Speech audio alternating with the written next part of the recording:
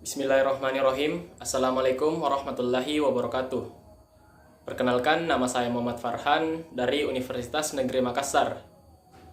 Prodi Teknik Elektro D4 dengan NIM 22020460135.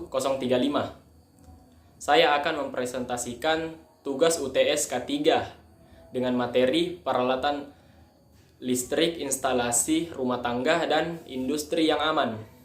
Sebelum kita masuk ke peralatan-peralatan listrik rumah tangga dan industri yang aman, sebaiknya kita mengetahui apa itu instalasi listrik rumah tangga dan industri.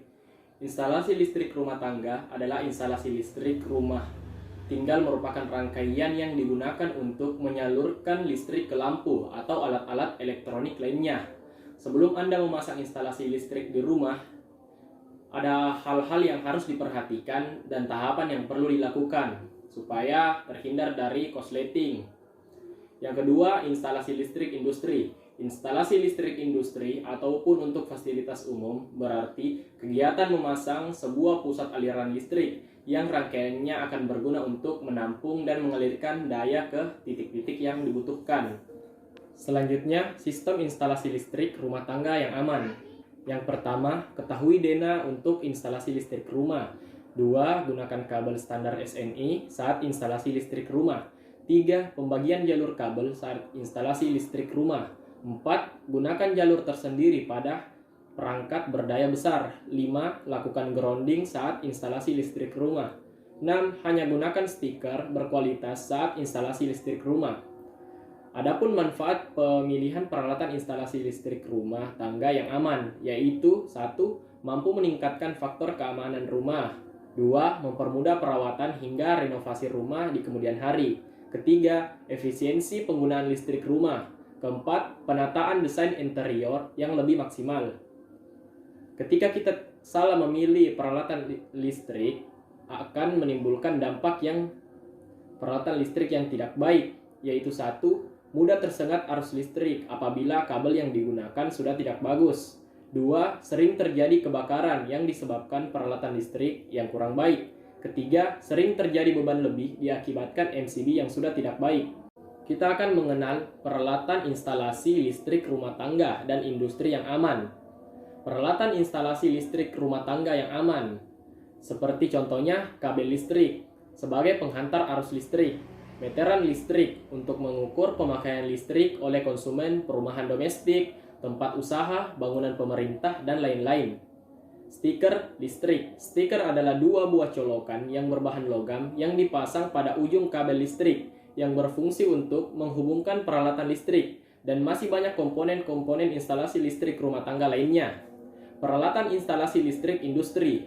Contohnya seperti busbar yang digunakan untuk menyalurkan dan membagikan tenaga listrik ke peralatan-peralatan lain di dalam suatu cubicle. Yang kedua, circuit breaker digunakan untuk memutus atau menghubungkan arus listrik. Load breaker switch digunakan untuk memutus arus listrik gangguan, dan masih banyak komponen-komponen instalasi listrik pada industri pabrik lainnya. Cara pemasangan instalasi listrik rumah tangga dan industri. Cara pemasangan instalasi listrik rumah tangga. 1. Pastikan dulu kalau di rumahmu telah terpasang KWH dan MCB dari pihak PLN.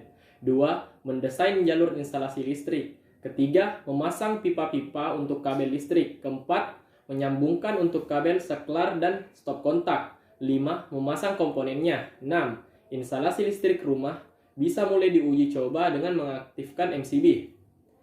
Instalasi listrik industri. Yang pertama, hitung luas bangunan. Kedua, jumlah ruangan. Ketiga, daya yang dibutuhkan. Keempat, bahan yang dibutuhkan.